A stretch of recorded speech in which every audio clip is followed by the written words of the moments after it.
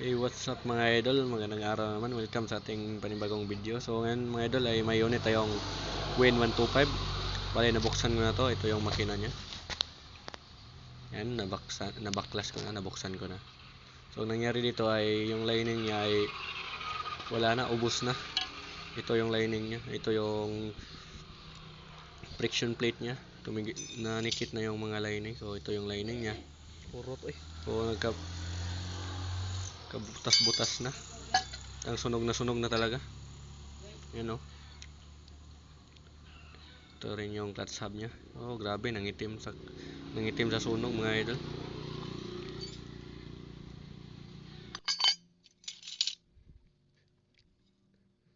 Bog. Bog. Wala na yung lagi ng pressure plate lagi.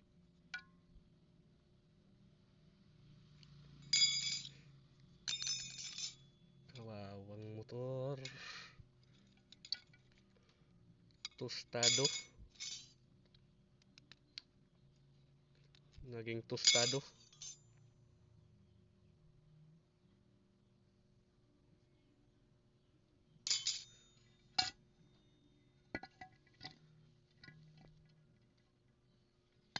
At dahil wala tayong nabiling pyesa ng Win 125 mga idol, ay sa TMX 125 yung gagamitin nating lining. Genuine ng Honda. So plug and play lang yan. Kasyang-kasya yan. So tara at kabit na natin. Sa pagkabit pala mga idol ay kailangan basahin muna natin yung lining ng langis para pag andar niya ay basa na agad. Saka yung pagkabit ng lining ay dapat alternate sa friction plate niya.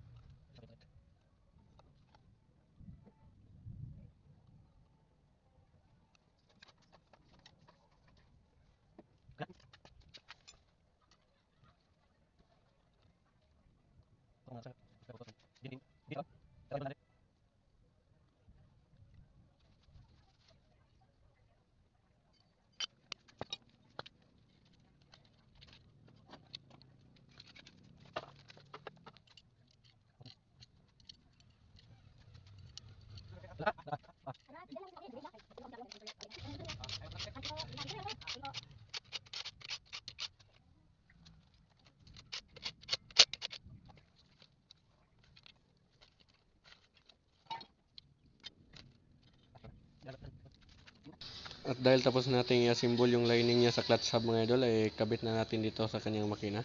Sa pagkabit pala mga idol ay dapat wag natin kalimutan yung washer dahil napaka-importante yun para magkaroon ng half clutch yung motor natin.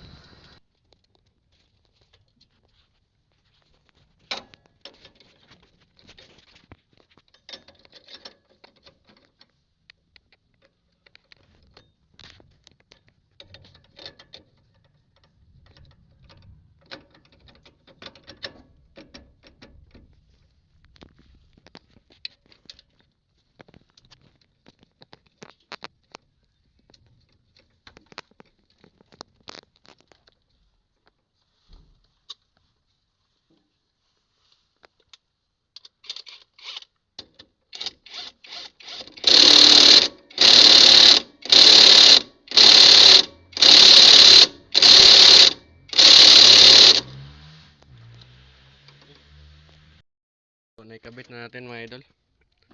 Ayan na. So, check natin to. So, titis drive natin mga idol. Sakto-sakto dito kasi prone talaga nila dito. Yo, batang people. Malakas na ulit hatak. So, ayan mga idol, ay malakas na ulit yung hatak. So, hanggang dito na lang. Maraming salamat sa inyo. Kita-kita sa next video natin.